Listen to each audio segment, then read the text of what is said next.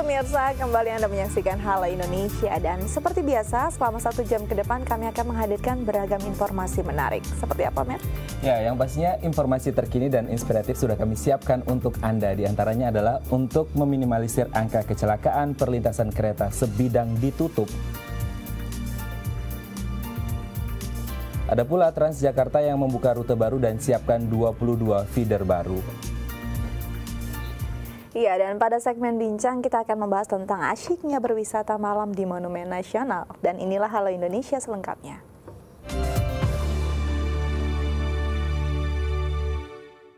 Sejak 7 April 2016 lalu telah dilakukan uji coba penutupan perlintasan kereta api di sebidang stasiun Tebet. Ya, para pengendara yang datang dari arah Kampung Melayu menuju Tebet maupun sebaliknya kini diarahkan melalui flyover Jalan Kiai Haji Abdullah Syafi'i. Terhitung mulai 7 April 2016, perlintasan sebidang kereta api di stasiun Tebet ditutup oleh Dinas Perhubungan dan Transportasi DKI Jakarta.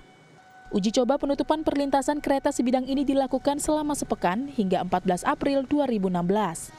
Kendaraan pribadi maupun angkutan umum yang datang dari arah Kampung Melayu menuju Tebet maupun sebaliknya, kini diarahkan melalui flyover Jalan Kiai Haji Abdullah Syafi'i. Uji coba pengalihan arus lalu lintas ini dilakukan untuk mengurangi kemacetan di sekitar perlintasan kereta sebidang saat pagi dan sore hari. Apalagi intensitas kereta yang melintas 3 menit sekali membuat antrian kendaraan yang panjang. Keadaan ini diperparah dengan banyaknya angkutan umum serta ojek yang berhenti dan menunggu penumpang di pinggir jalan. Bahwa penutupan perlintasan kereta api sebidang yang ada di dekat stasiun Tebet ini memang dilakukan itu atas dasar kita melaksanakan amanah dari Undang-Undang 23 tahun 2007 tentang perkeretapian. Yang di situ berbunyi bahwa kurang lebih ketika sudah ada flyover atau underpass, perlintasan sebidang harus ditutup. Tujuannya adalah demi keamanan dan keselamatan pengguna jalan tersebut. Di tahun 2015 lalu, tercatat sudah ada 4 kasus kecelakaan yang terjadi antara kendaraan bermotor dengan kereta api di perlintasan sebidang ini. Walaupun setiap harinya sudah diterjunkan 10 personil keamanan untuk membantu kelancaran perjalanan kereta api, namun tetap saja banyak kendaraan yang membandel. Sepekan setelah dilakukan uji coba, lalu lintas di sekitar stasiun Tebet terlihat lebih teratur. Hal ini diungkapkan oleh Sutayat selaku Kepala Stasiun Tebet. Sangat tertib. Yang pertama angkutan umum sangat tertib. Yang kedua kereta api pun tidak ada kendala, tidak perlu was-was. Ya. Yang ketiga masyarakat yang menggunakan jalan aspal pun respeknya sangat luar biasa ya, karena kemacetan itu di sini sudah terurai. Evaluasi akan terus dilakukan untuk mengukur efektivitas dari penutupan perlintasan kereta sebidang ini. Rencananya akan dibangun pula perpanjangan peron dan ruang terbuka hijau di sekitar stasiun Tebet. Dona Puspita, Topan Iskandar, DAI TV. Ya, pemirsa, PT Transjakarta kembali memperluas rute pelayanannya dengan mengoperasikan feeder bus baru. Ya, sebanyak 22 bus telah disiapkan untuk melayani penumpang dengan rute stasiun Tebet Karet dan stasiun Tebet Kampung Melayu. Para pengguna kereta api yang baru saja keluar dari stasiun Tebet kini tidak perlu khawatir lagi untuk mencari transportasi yang murah dan nyaman. Pasalnya, mulai 7 April 2016 lalu, PT Transjakarta membuka 2 rute baru yang melayani penumpang dari stasiun Tebet menuju Karet.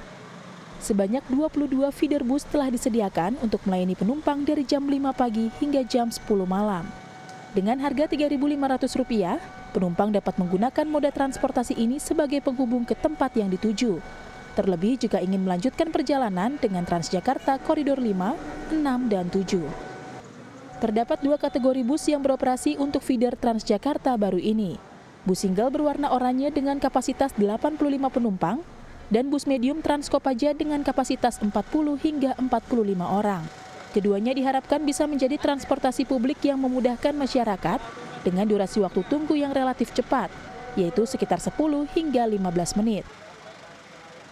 Untuk bus yang medium, khususnya Transkopaja ya, ini melalui rute stasiun Tebet melalui Patra Kuningan, halte busway, putar balik, di sebelum Kuningan Timur, lanjut ke Karet Sampurna, putar balik, lanjut Ambasador sampai stasiun Tebet.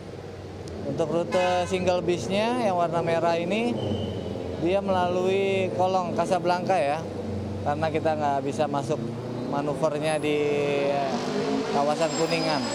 Jadi untuk single bus ini kita melalui kolong Casablanca, pulang pergi. Tujuannya untuk melayani penumpang ya, khususnya dari stasiun Tebet ya, ingin mempermudah melalui jaringan Transjakarta, bisa melalui halte Patra Kuningan. Jadi untuk mempermudah, meringankan ya, mempercepat tujuan. Kemunculan feeder Transjakarta baru ini disambut positif oleh penggunanya. Salah satunya adalah Anissa, karyawan swasta yang sudah 4 kali menggunakan feeder Transjakarta baru saat berangkat ke kantor. Kalau Transjakarta sekarang lebih nyaman. Pertama, yang kedua dia itu saya nggak perlu 2 kali naik, jadi nggak perlu turun dari 44 naik Kopaja, bisa saya turun di Patra, lalu saya lanjut naik busway, jadi lebih efektif sih. Baru sepekan kehadiran feeder Transjakarta ini, setidaknya sudah tercatat sekitar 5.000 penumpang yang menggunakan transportasi ini setiap harinya. Jumlah ini meningkat 50% dari pertama kali kemunculannya di tanggal 7 April 2016 lalu. Dona Puspita, Topan Iskandar, DAI TV. Oke, ini Transjakarta memang menjadi salah satu fasilitas yang ada di Jakarta. Tapi kalau kita berbicara fasilitas yang lain, sudah pernah belum ke Jakarta Smart City Lounge? Sudah dong, di sana ada layar besar yang kita bisa melihat bagaimana sih kondisi kota Jakarta dari berbagai sudut. Waduh, luar biasa ya. Itu kalau Jakarta Smart City Lounge. Tapi kalau Comment Center Dinas Kebersihan DKI Jakarta sudah pernah Wah, belum? aku baru dengar malah tuh. Apa tuh, Matt? Oke, jadi kalau Comment Center Dinas Kebersihan atau DINSI ini adalah ya hampir mirip lah 11-12 dengan Jakarta Smart City Lounge, tapi memang lebih fokus pada permasalahan lingkungan dan juga sampah. Penasaran nggak seperti apa? Ya. Kalau Dika penasaran dan pemirsa penasaran seperti apa Comment Center ini, berikut kami hadirkan liputannya untuk Anda.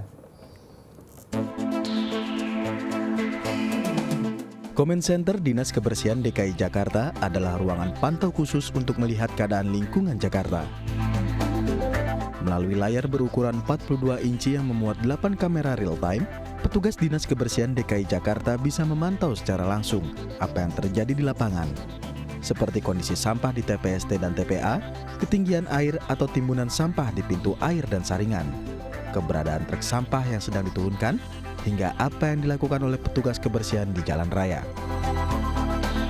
Menurut Isnawa Aji selaku Kepala Dinas Kebersihan DKI Jakarta, keberadaan Comment Center sejak akhir tahun 2015 lalu ini dimanfaatkan untuk mempercepat penanganan terhadap situasi terkini yang terlihat dari layar ini. Sekarang dengan pola Comment Center ini kan kita bisa memantau walaupun belum sepenuhnya se-Jakarta, tapi kita bisa melihat mana-mana yang harus cepat penanganannya. Kemudian Comment Center ini juga mencatat timbangan online sampah yang masuk ke TPST Bantar Gebang. Ini juga penyakit yang zaman dulu tidak jelas. Artinya ada berapa sih truk yang masuk ke Bantar Gebang, berapa sih volume sampah yang kebuang ke Bantar Gebang. Kita selalu dengan data-data yang mungkin tidak update, tidak akurat. Nah sekarang dengan Comment Center kita bisa tahu persis real time. Saat ini jam sekarang, menit sekarang, detik sekarang ada berapa truk yang masuk ke sana. Ada berapa volume sampah yang bisa kita lihat per real time saat itu juga. Setidaknya terdapat 21 dari 35 CCTV yang terdapat di pintu air, waduk, dan saringan di Jakarta yang sudah terkoneksi dengan layar besar yang ada di Comment Center ini. Tidak hanya menampilkan data yang akurat, CCTV ini juga dapat memperlihatkan secara langsung jika ada pihak yang tertangkap tangan membuang sampah sembarangan. Selama 24 jam, 4 petugas kebersihan secara bergantian akan memantau dan segera menindaklanjuti pelanggaran menurut perundang-undangan yang berlaku. Bekerja sama dengan Jakarta Smart City dan Clue, melalui Comment Center ini masyarakat diajak untuk berpartisipasi aktif untuk melaporkan jika ada tindak pembuangan sampah sembarangan. Aduan tersebut akan langsung terdeteksi di Comment Center ini dan ditangani dalam hitungan hari. Namun, lebih lanjut lagi, masyarakat diajak untuk sama-sama peduli terhadap kebersihan demi mewujudkan Jakarta yang bebas sampah di tahun 2020. kanal-kanal pengaduan terbuka luas, ya banyak kanal yang bisa dimanfaatkan. Tetapi yang terpenting adalah masyarakat itulah yang harus menjaga kebersihan lingkungannya. Kalau hanya mereport, mengadukan, itu belum menyelesaikan akar masalah. Dona Puspita, Topan Iskandar, DAI TV. Nah, jadi harus hati-hati ya, jangan sampai buang sampah ke sembarangan lalu tertangkap kamera Dinsi ya. Baik, nah ini masih dalam rangka dan upaya mewujudkan Indonesia bebas sampah di tahun 2020. Warga Jakarta diajak untuk bertanggung jawab mengelola sampahnya sendiri. Ya, tidak hanya itu, masyarakat juga diajak untuk sama-sama mendukung program Jakarta Bebas Sampah sebagai langkah awal perwujudan kota Jakarta yang bersih. Sampah masih menjadi permasalahan di Jakarta yang belum kunjung usai. Warga Jakarta setidaknya memproduksi 6.700 hingga 7.000 ton sampah per harinya. Kondisi yang memprihatinkan ini membuat setiap lini masyarakat harus peduli dan mau bertanggung jawab atas sampahnya sendiri. Inilah yang terus digaungkan Waste for Change sebagai wirausaha sosial yang peduli terhadap permasalahan sampah Jakarta. Demi mewujudkan Indonesia bebas sampah di tahun 2020, Waste for Change yang didukung oleh salah satu bank swasta di Indonesia bekerja sama dengan Dinas Kebersihan DKI Jakarta mencanangkan program Jakarta Bebas Sampah. Dalam konferensi pers upaya terpadu gerakan Jakarta Bebas Sampah di kantor Dinas Kebersihan DKI Jakarta 12 April 2016 lalu, Waste for Change meresmikan program perwujudan Jakarta Bersih ini. Dengan dukungan dari 30 komunitas pegiat lingkungan dan peduli sampah, program ini diharapkan dapat menjadi langkah nyata pengelolaan sampah yang mandiri. Untuk itu program kita ini sebenarnya mengajak semua warga untuk mendukungnya, ada yang caranya online. Jadi kita mengajak mereka untuk melakukan semacam voting online di jktbebassampah.wasteforchange.com.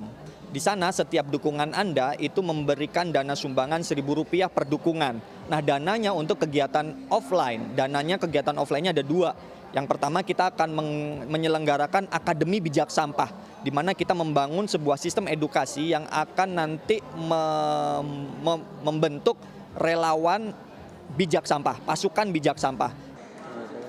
Selaku Kepala Dinas Kebersihan DKI Jakarta yang juga menghadiri peresmian program Jakarta Bebas Sampah ini, Iswana Aji optimis di tahun 2016 jumlah sampah Jakarta akan berkurang hingga 20% jika semua lini masyarakat berpartisipasi aktif bertanggung jawab mengelola sampahnya masing-masing.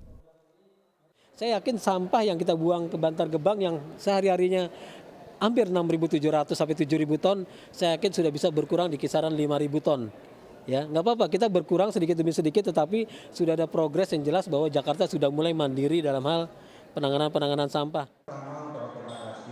Mewujudkan Jakarta Bebas Sampah sejatinya bukan hanya sekedar rencana dan menjadi program bagi segelintir orang.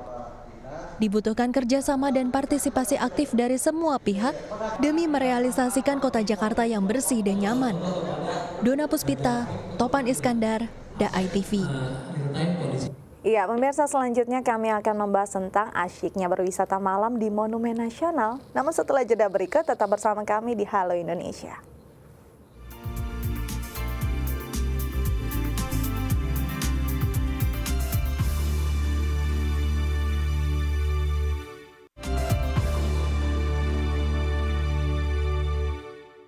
Baik, Anda masih bersama kami di Halo Indonesia dan dalam segmen bincang kali ini kita akan membahas tentang satu lagi destinasi wisata baru di Jakarta, yaitu wisata malam Monumen Nasional atau Monas. Ya, ini menarik ya. Betul sekali, karena biasanya Monas itu rame pagi sampai sore, tapi sekarang sudah sampai malam. Karena memang per tanggal 5 April kemarin, 2016 ini Monas dibuka sampai jam 10 malam. Nah, ini yang menariknya adalah saat naik ke puncak Monas kita bisa melihat gemerlap ibu kota ya malam hari, dan ini mungkin jadi menimbulkan sensasi yang berbeda pastinya ya. Betul sekali, dan pastinya pihak pengelola Monas juga sudah memberikan berbagai fasilitas supaya pengunjung merasa nyaman dan juga aman. Nah, untuk membahas tentang wisata malam Monas ini telah hadir bersama kami di studio Halo Indonesia Endrati Varyani selaku Kepala Seksi Pelayanan Monas. Namun sebelum kita berbincang dengan beliau tentang destinasi wisata baru ini yang mungkin akan menarik banyak pengunjung, kita saksikan dulu tayangan berikut.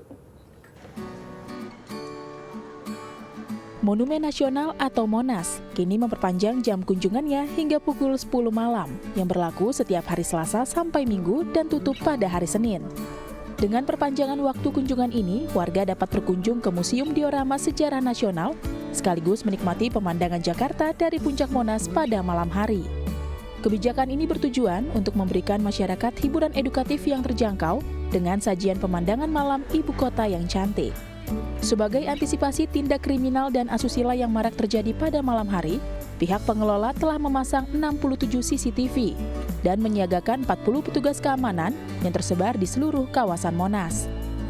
8 orang teknisi pun telah disiagakan untuk mengantisipasi bila ada kerusakan di elevator. Bahkan, dalam 1 tahun ke depan, kawasan Monumen Nasional akan dipercantik dengan lampu warna-warni yang terpasang di bawah pohon dan juga air mancur menari. 10 toilet kering pun akan dibangun di seluruh kawasan Monas. Tujuannya adalah meningkatkan pelayanan kepada pengunjung. Oke, memang berbeda sih sensasinya ya. Kalau pagi sampai sore mungkin banyak yang menggunakan untuk berolahraga, tapi kalau malam jadi suasananya rada-rada romantis gitu nggak sih? Bisa dibilang begitu mungkin ya. Untuk lebih jelasnya kita tanya ke Bu Rati langsung ya. Oke, halo Bu Rati, apa kabar? Halo, selamat datang di Halo Indonesia. Sama, terima kasih. Oke, Bu Rati, sudah lama Monas dibuka dari pagi sampai sore, tapi kemudian sekarang ada inovasi baru, dibuka pada malam hari. Sebenarnya apa motivasi yang membuat kemudian Monas dibuka sampai jam 10 malam? Sebenarnya gini, kita Monas kan ada di Jakarta. Jakarta adalah kota metropolitan. Metropolitan itu adalah yang hidup 24 jam.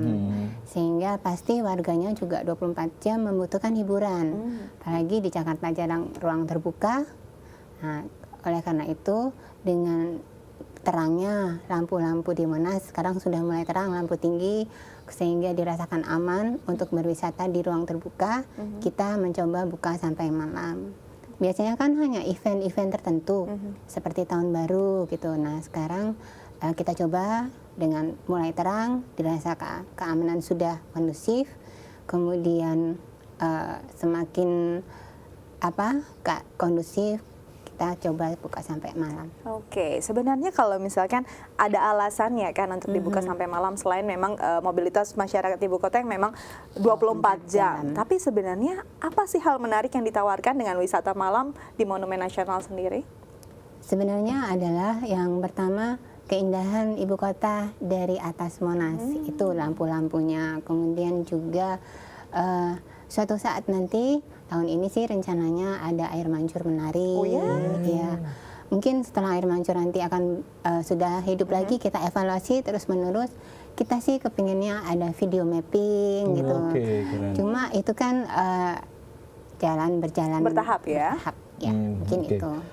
Kita lihat dulu mungkin ketika pagi sampai sore pengunjungnya rata-rata rombongan sekolah atau keluarga. Nah, kira-kira kalau malam ini apakah memang ada beda dari segmentasi pengunjung atau tetap sama? Beda. Jadi kalau siang hari itu dominasinya pelajar, rombongan, dan rombongan luar daerah. Sementara warga kota sendiri sering kan melihat Monas dari jauh, aduh antri panjang. Nah, oleh karena itu juga salah satunya motivasinya untuk membuka sampai malam adalah warga kota sendiri gitu. Jadi mereka yang siang bekerja tidak libur, malamnya melepas kepenatan setelah selesai bekerja ke Monas. Itu sebenarnya berefek positif juga. Jadi selama ini suka ada yang nongkrong-nongkrong di luar. Nah, itu bisa masuk ke dalam dan itu efek positifnya jadi memberikan edukasi sejarah juga gitu. Tapi memang kalau malam kan ada potensi kemudian anak-anak muda yang nongkrong, entah itu kemudian buang sampah sembarangan, terus kemudian mungkin ada kemungkinan mereka melakukan tindakan asusila atau seperti apa ya Bu ya? Iya, kalau sampah saat ini sudah terkendali dengan baik, terkelola dengan baik seiring dengan berkurangnya PKL gitu. Selain itu kami juga ada petugas pemungut sampah di dalam kawasan. Nah, kalau misalnya yang asusila itu kami didukung oleh dinas sosial. Itu selain untuk security yang berkeliling, kami ada CCTV juga. Kabarnya ada memang dipasang puluhan CCTV tambahan ya khusus untuk wisata malam ini ya. Di mana saja titiknya? Ada di seluruh kawasan berkeliling. Ada, kalau di kawasan itu jumlahnya 53. 53? Iya. Oke, jadi memang setelah soundnya diperbaiki, kita bisa menegur seseorang dari ruang monitor kami ke seluruh kawasan. Oke, jadi memang konsepnya sudah disiapkan, pengamanannya juga sudah disiapkan ya. Nah ini masalahnya pasti kalau ke tempat hiburan, tiketnya berapa? Nah kita akan bahas setelah jeda berikut, tetap bersama kami di Halo Indonesia.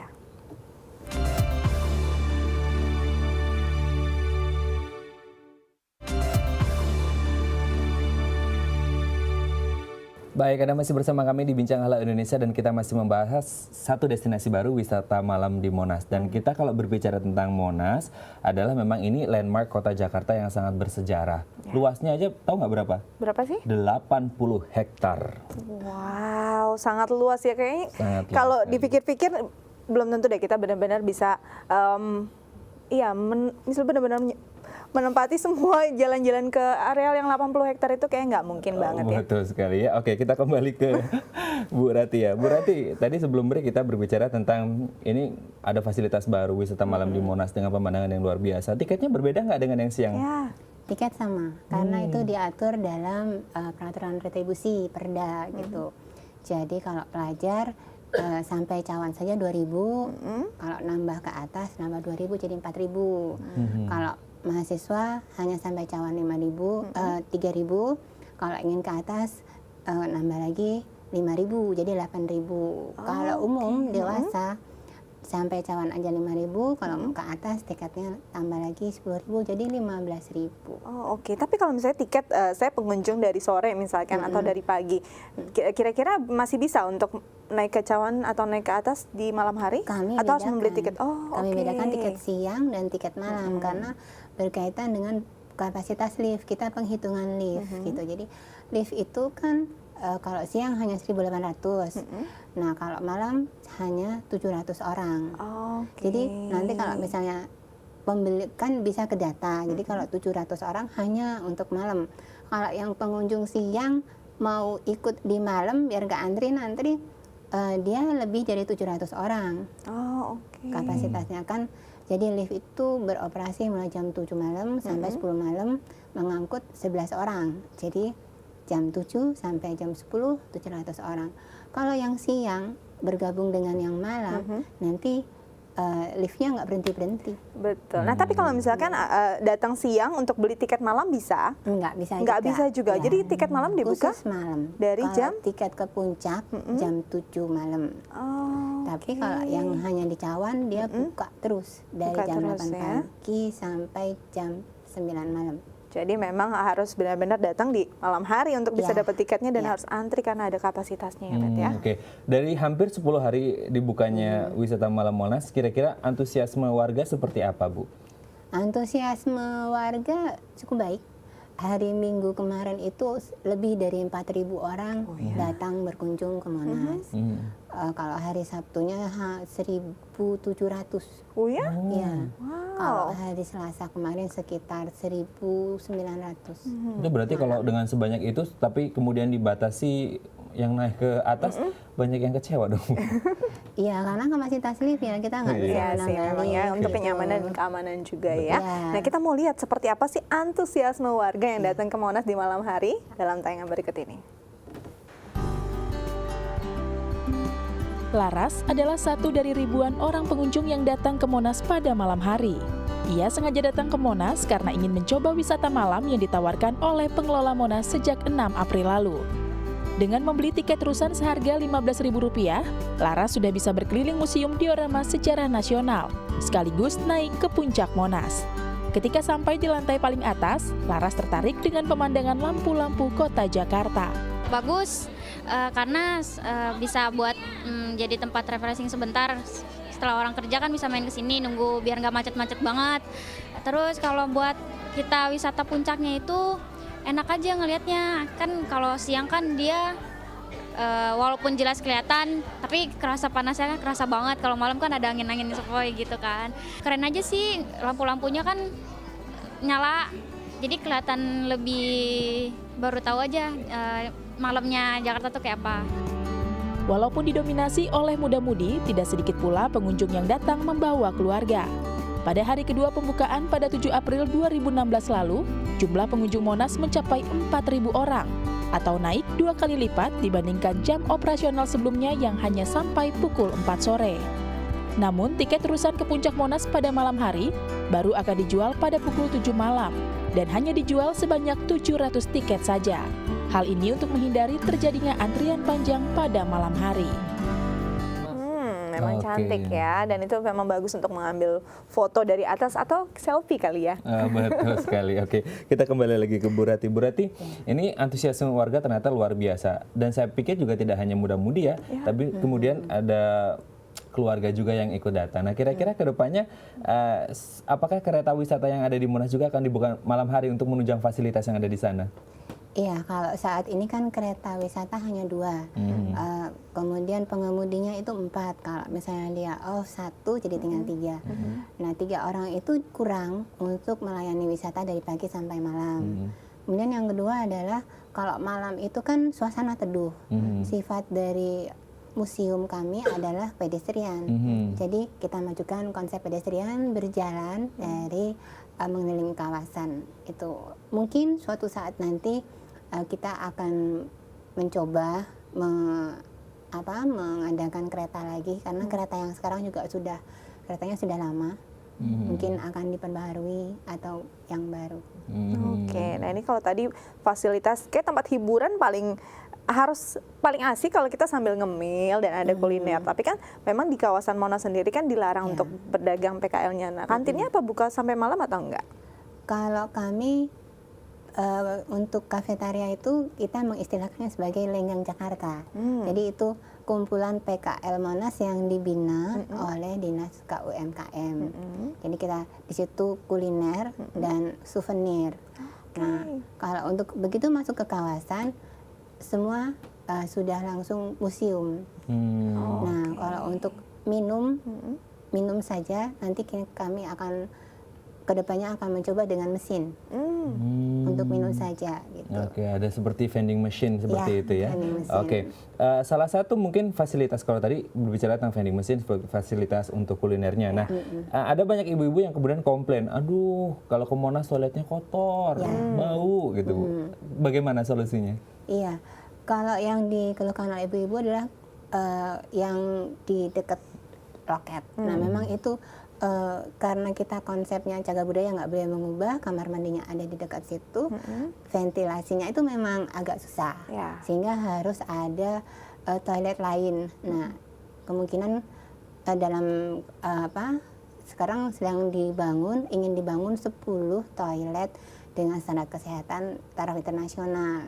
Itu semuanya CSR, dan saat ini progresnya baru koreksi rancangan, semua ditangani oleh BPKAD Provinsi DKI Jakarta. Jadi ada 10 nanti tambahan toilet di kawasan.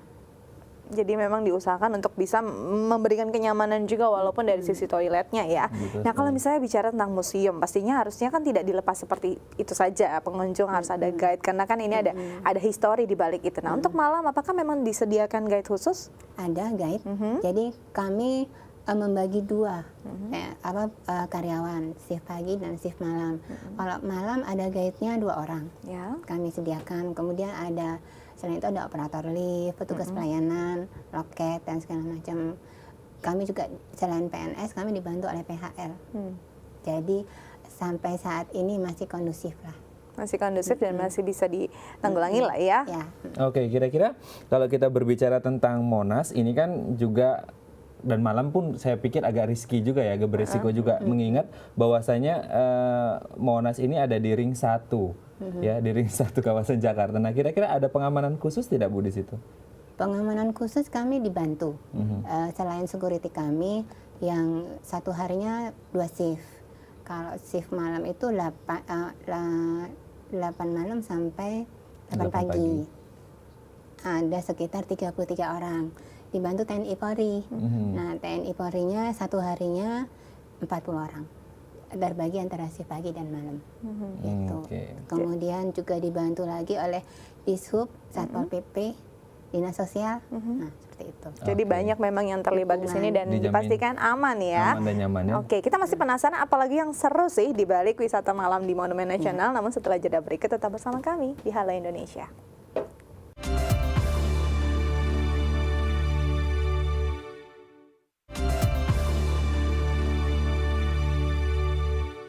Baik, Anda masih bersama kami di Bincang Hala Indonesia, dan yang menarik dari adanya perkembangan ya, tujuan baru wisata malam di Monas ini memang salah satu impian dari Gubernur DKI Jakarta Pak Ahok. Ini kemudian ingin membuat Monas ini seperti Empire State Building yang ada di New York. Wow. Jadi tarafnya memang internasional. Tapi gimana caranya untuk sampai ke taraf itu ya? Step by step lah ya. Kita harus apresiasi itu. Oke, kita kembali ke Bu Rati. Bu Rati, ini kalau kita lihat memang tarafnya sudah mau diinternasionalkan karena memang landmark kota Jakarta ataupun Indonesia sebenarnya. Nah, kira-kira apakah memang ada scheduled event khusus yang akan diadakan ke depan atau ada plan khusus deh untuk long term-nya, jangka panjangnya di Monas ini sendiri?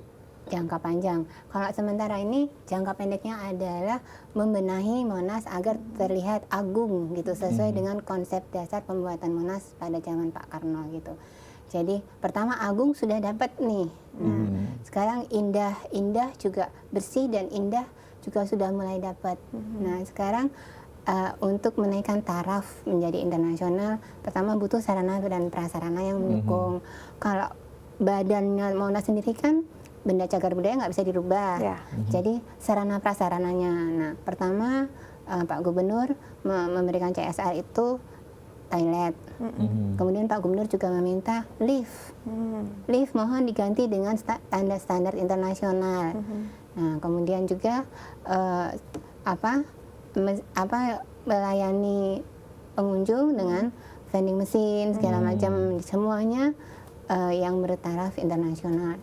Kemudian pernik-pernik hiburannya, air mancur menari, coba yang standar internasional juga. Nah, itu yang dalam panjang. Oke, nah ini kan standar internasional biasanya identik dengan teknologi yang juga mutakhir ya, tapi kan pengunjungnya juga berbagai latar belakang. Ada mungkin yang mereka sedikit gaptek, nah ini kan perlu pendampingan. Bagaimana kira-kira mengantisipasi hal-hal tersebut? Kami banyak berkomunikasi juga dengan Diskominfo, dengan Smart City gitu. Nah, saat ini memang kami sudah dimasukkan ke Google Cultural Institute. Nah, itu memacu kami sendiri untuk berpromosi ke dunia internasional. Dengan promosi itu kami dipacu untuk memperbaiki diri sendiri. Nah, pertama itu dengan dipacunya itu kami mulai membuka kembali, membuat website segala macam dengan teknologi. Kalau dengan koleksi kami sendiri, kami ingin membuat virtual sebenarnya, rencana virtual, kemudian hologram gitu. Itu kami masih dalam rancangan. Cara cepatnya mencari CSR. Karena pembangunan Monas itu pun dulu pada awalnya itu dibangun berdasarkan uang rakyat, sumbangan tunai rakyat. Pada tahun itu uangnya dipakai pembangunan mulai sampai tahun 1966, 68 mulai memakai uang negara. Nah, kami berharap bisa seperti itu kembali. Jadi memang ini adalah sebenarnya bangunan atau monumen milik rakyat ya. Betul sekali. Tapi kalau kita melihat, jangka panjangnya adalah memang untuk bertaraf internasional, mau disamakan dengan Empire State Building yang ada di New York. Tapi yang pertanyaannya adalah sekarang aja nih Bu ya, ini kalau ada pengunjung datang ke Monas ya, mereka itu memang fokusnya ke atas. Padahal mereka itu melewati Selasar yang dimana di dalamnya ada museum diorama dan juga proklamasi. Tapi kemudian banyak orang cuma lewat-lewat aja. Mereka hanya ingin melihat pemandangan tanpa melihat sisi sejarah, nilai sejarahnya. Kemudian apa yang bisa membuat teman-teman pengunjung ini kemudian aku mau lihat museum dioramanya dulu deh. Seperti apa Bu? Sebenarnya kami sudah membuat jalur pengunjung agar dia sebelum ke atas memasuki ruang diorama. Nah, memang ada yang langsung ke atas. Dia memotong jalur itu, jadi tanpa melihat museum. Mungkin karena mereka sudah pernah melihat museum, tinggal yang mereka tuju, mereka incar belum pernah naik ke atas. Karena itu yang pertama. Yang kedua adalah koleksi kami itu kan sejarah, menguraikan peristiwa sejarah. Sejarah itu kan tidak berubah. Nah, jadi masih bertahan dengan itu. Kita hanya memperkaya dengan teknologi. Nah, teknologi yang seperti apa itu yang belum kita dapat. Mungkin kalau ada yang dari masyarakat, dari komunitas teknologi, informatika, kalau mau ingin berperan dalam membangun Tugu Monas, silahkan. Dibuka ya kesempatan seluas-luasnya ya. Jadi memang sejarahnya tidak bisa dirubah. Mungkin kemasannya atau bagaimana dikemas secara lebih menarik agar masyarakat datang sana bukan cuma berwisata tapi juga teredukasi ya. Nah, kira-kira apa yang akan dibuat selain tadi nanti ada air mancur menari, lalu ada wisata yang lainnya. Apakah mungkin ada agenda khusus atau ada event-event tertentu yang akan dibuat di Monas untuk menarik pengunjung? Iya. Kalau sampai saat ini memang event diminimalisir karena dengan ada kerumunan massa, kita belum PKL itu akan mendekat karena sifat dari PKL adalah mendekati pengunjung gitu. Nah itu yang sampai saat ini masih mereka belum teredukasi dengan baik gitu. Nah sehingga event diminimalisir.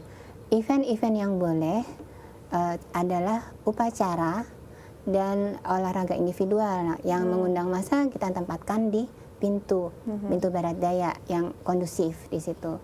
Kalau event-event Pak Gubernur memang waktu itu memberikan ide bahwa bagaimana kalau misalnya ada di Cawan ada event karena bisa memperlihatkan keindahan kota. Nah, sementara ini ada satu kita mencoba yaitu berkaitan dengan Ki Hajar Dewantara. Jadi peluncuran buku Ki Hajar Dewantara memang itu didukung oleh Pak Gubernur.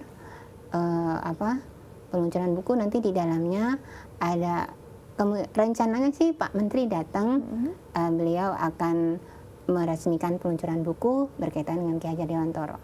Gitu. Eventnya baru sebatas itu. Kalau ke depan kita lihat situasinya dulu. Oke, jadi memang diminimalisir kalaupun ada event, mungkin event yang memang teratur dan tertib ya, agar memang taman-taman yang indah ini juga tidak rusak. Baik, terima kasih untuk hadirnya di Halo Indonesia. Semoga semakin banyak pengunjungnya ya, dan makin banyak yang bisa menikmati keindahan Jakarta dari puncak Monas di malam hari. Amin, makasih. Baik, pemirsa, kita masih punya banyak informasi menarik lainnya. Tetap bersama kami di Halo Indonesia.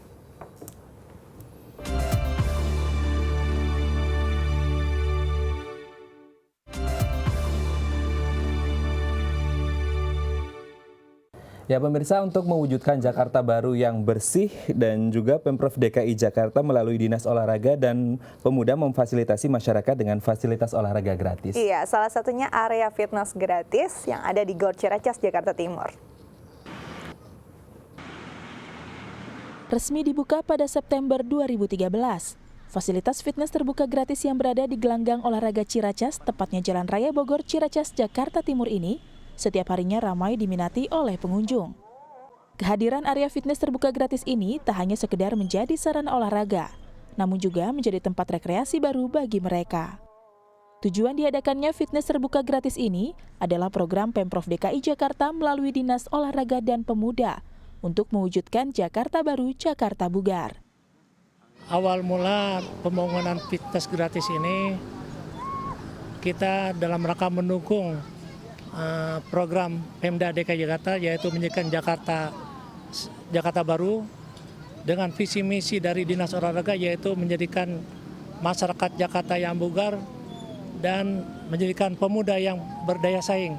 Dengan latar belakang itu, maka Gor Ciracas, manajemen Gor Ciracas mengadakan sarana olahraga outdoor terbuka seperti ini. Memiliki 26 jenis sarana olahraga fitness lengkap dengan petunjuk penggunaannya. Di antaranya pushchair, sit-up board, dan the rider. Tempat ini ramai dikunjungi tak hanya di hari libur saja, namun di hari biasa pun pengunjung ramai menikmati fasilitas fitness terbuka ini.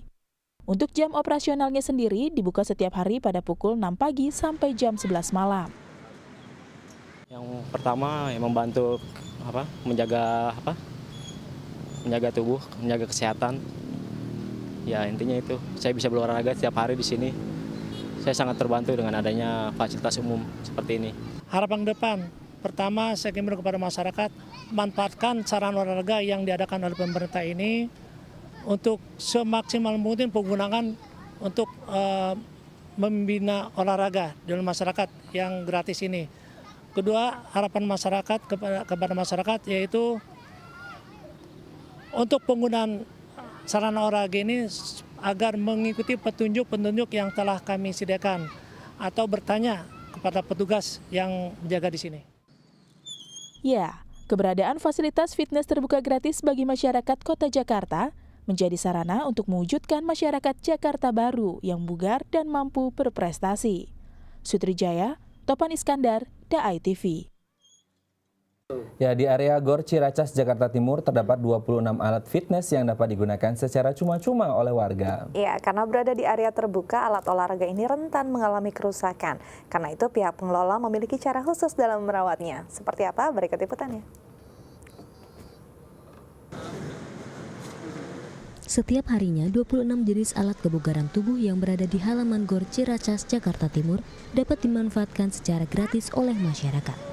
Keberadaannya yang berada di ruang terbuka membuat alat ini rentan mengalami kerusakan. Untuk itu, pengelola gelanggang olahraga memiliki teknisi untuk menjaga sekaligus merawat berbagai alat-alat yang setiap harinya digunakan oleh warga. Untuk perawatan, meskipun ini penggunaan secara gratis, tapi tetap dirawat secara intensif oleh pihak Gor Ciracas. Yaitu seperti kita lihat tadi, setiap minggu kita kontrol. Dari mulai yang bergerak seperti kelahar, alat-alat putar itu kita kasih minyak dan itu kita perawat. Agar alat-alat tersebut dapat digunakan sesuai dengan peruntukannya, pengelola menempatkan tulisan yang berisi petunjuk penggunaan alat fitness. Hal ini menjadi salah satu cara agar berbagai alat tersebut dapat terjaga. Selain itu, himbauan yang berisi ajakan untuk menjaga alat kebugaran tubuh selalu disampaikan melalui speaker aktif yang ada di Gor Ciracas. Teknisi pun selalu siap memantau keadaan 26 alat fitness ini. Perawatan berkala pun dilakukan seminggu sekali, dengan melumasi sisi alat agar dapat berfungsi dengan baik. Untuk penservisan alat-alat fitness outdoor ini sendiri, ya alhamdulillah agak mudah, cuman kendalanya kita terkadang yang alat yang bergerak itu bearing rentan sekali rusak. Untuk alatnya sendiri sih alhamdulillah perawatannya hanya yang bagian bergeraknya aja kita kasih oli, selalu kita bersihkan body-bodinya. Mungkin kesadaran dari si pemakai ya Mas nomor satu gitu. Cuman di sini karena kurangnya alat kayak iklan, cara pemakaian alat atau si penjaganya sendiri nggak ada di sini gitu. Jadi kadang pemakai buat yang nggak tahu main pakai-pakai aja gitu. Dia tanpa mengetahui gitu alat itu tuh dipakainya untuk apa gitu. Apalagi anak-anak kecil gitu Mas. Selain perawatan yang dilakukan pengelola, masyarakat juga memiliki peran untuk menjaga berbagai fasilitas tersebut. Dengan cara menjaga dan menggunakan alat tersebut dengan peruntukan dan kebutuhan. Sutrijaya, Topan Iskandar, DAI TV Jakarta. Baik, ini memang salah satu cara yang mungkin kita bisa gunakan untuk jauh lebih sehat. Betul, tapi pastinya masyarakat juga harus ikut menjaga ya agar sarana prasarana ini tidak cepat rusak. Betul sekali, ya sama-sama saling menjaga ya. Ya, Oke, kita beralih ke informasi lainnya pemirsa. Dalam rangka pengembangan serta meningkatkan motivasi peserta didiknya, Balai Besar Rehabilitasi Vokasional Bina Daksa atau yang biasa disebut dengan BBRVBD bekerjasama dengan DAI TV untuk menyelenggarakan kegiatan kunjungan ke Gedung Suci Center, Pantai Indah Kapuk, Jakarta Utara. Iya, dalam kunjungan ini para peserta didik juga bisa melihat langsung proses penyiaran di DAI TV. Rabu kemarin, sekitar 36 peserta training mandiri dari Balai Besar Rehabilitasi Vokasional Bina Daksa yang berada di bawah binaan Kementerian Sosial melakukan kunjungan ke Yayasan Buddha Seci dan DAI TV di kawasan Pantai Indah Kapuk, Jakarta Utara. Mereka yang memiliki keterbatasan fisik ini melihat secara langsung bagaimana Yayasan Buddha Seci menjalankan kiprah kemanusiaannya di Indonesia. Karena ada keterkaitan, maka diharap tujuannya adalah biar murid siswa kami ini bisa melihat secara langsung dari yang berkaitan dengan permasalahan keterampilannya, kemudian bisa dilihat dari pengembangan SDM-nya dari di sini dari DAI TV ini gitu. Ke-36 peserta ini terlihat begitu antusias mengikuti rangkaian acara. Salah satunya adalah Graceria Sekar Arum, peserta dari program desain grafis asal Bogor, Jawa Barat. Ia begitu antusias berkunjung ke Yayasan Buddha Seci dan DAI TV. Terlebih ia adalah penonton yang kerap menyaksikan berbagai program yang ditayangkan oleh DAI TV. Aku tuh seneng banget nonton DAI TV, soalnya menginspirasi banget. Dan aku sering dengar aula Jingse yang ada di Pantai Indah Kapuk sini kan. Itu tuh aku tuh benar-benar pengen datang ke sini. Tapi masalahnya kan nggak ada kendaraan dan semua orang sibuk, jadi nggak ada yang bisa ngantar. Yang paling favorit aku itu ada Dunia Sehat, itu satu. Terus kedua ada yang Gria Kreasi. Terus yang Gulali sama Dramanya. Daai TV menyambut baik kunjungan dari masyarakat yang ingin melihat dari dekat keberadaan Daai TV, sehingga bisa semakin mendekatkan pemirsa dengan Daai TV. Tunadaksa dalam arti cacat tubuh ini tetap mempunyai semangat untuk berkarya dalam keterbatasan mereka, karena melihat Daai TV banyak menginspirasi orang-orang yang mempunyai keterbatasan juga untuk tetap semangat berkarya. Kunjungan ini menjadi media bagi para penyandang disabilitas untuk mengenal lebih dekat dengan dunia kerja, sekaligus memotivasi peserta didik untuk menjadi pribadi yang memiliki kepercayaan diri. Sutrijaya, Syahri Kurniawan, Daai TV. Berikut kami sampaikan perakiraan cuaca untuk sejumlah wilayah di Indonesia.